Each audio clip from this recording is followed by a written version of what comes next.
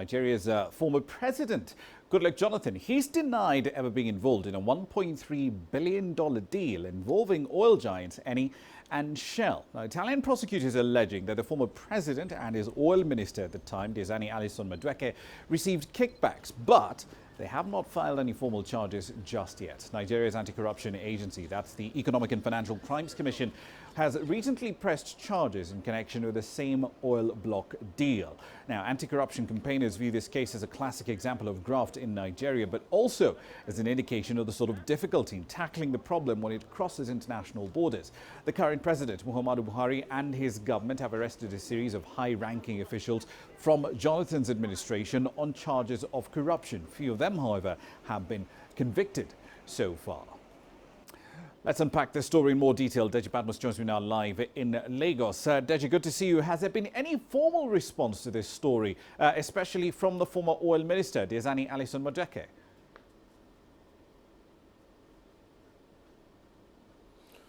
Well, Rama, we haven't heard any response yet from the former minister, oil minister now, Madueke. The response we have received so far actually has come from the former president, Goodluck Jonathan, who has completely denied he was involved in this deal, that he got any money. He said he did not get any bribe at all, and that the deal in any case predates his government, and that all he did was just to facilitate the settlement of the deal, and he didn't get any money at all. But nothing has yet come from the former oil minister, Madueke.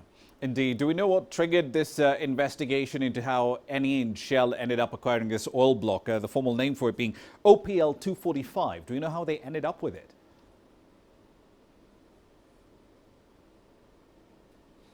Well, now, Rama, it's a very long story and quite complicated. But, to give you a perspective of how important this oil block is, it's said to have about 9 billion barrels of crude, proven crude now reserve.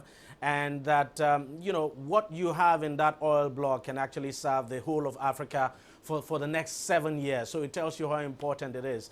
In any case, what actually triggered the investigation is the way the deal was carried out. It was, sometime discovered. As a matter of fact, the deal dates back to 1998 when former president, the late president now, military ruler General Sani Abacha was in power. His government actually awarded that oil block to a company known as Malabu, but it was later discovered or found out that that company that actually won the bid was owned by the Minister of Petroleum at the time. So the Minister of Petroleum basically awarded that oil block now to himself, and he later, well, to cut a long story short, he later got Shell to be involved in the deal. But when another government took over, that's the government of President Olusegun Obasanjo, the deal was cancelled, and of course the oil block now was taken away from Malabu. Malabu went to court, and eventually the government settled out of court with Malabu. And to cut a long story short again, the whole thing, Shell and ENI eventually came together and basically bought the oil block from Malabu, with the government now facilitating that deal. Now, the money was not paid until sometime in 2011 when $1.1 billion was actually wired to the account of Malabu, an offshore account now. But what we are finding out now is that from what has come out in the courts, especially in Britain and France, is that a lot of government officials benefited from the deal. As a matter of fact, the name of the former president, the former president has actually been mentioned. A former minister of petroleum mentioned. The Attorney General of the Federation under President Goodluck Jonathan has been mentioned, that they all benefited from the deal and got paid bribes to facilitate the deal, and that the country actually lost a lot of money. Indeed, that's a huge amount of numbers.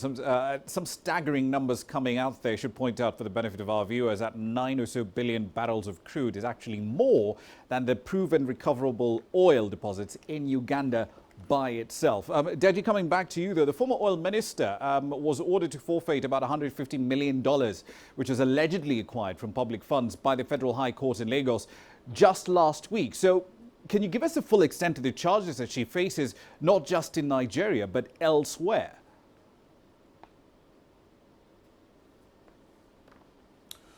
Well, as we know, of course, the former Minister of Petroleum is facing charges in a London court. That case is still going on for money laundering, of course.